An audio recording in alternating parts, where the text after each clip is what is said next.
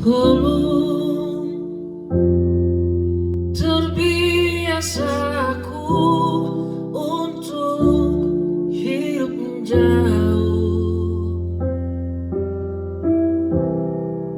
Kurang cukup pengalamanku tentang cinta dan jarak. Ternyata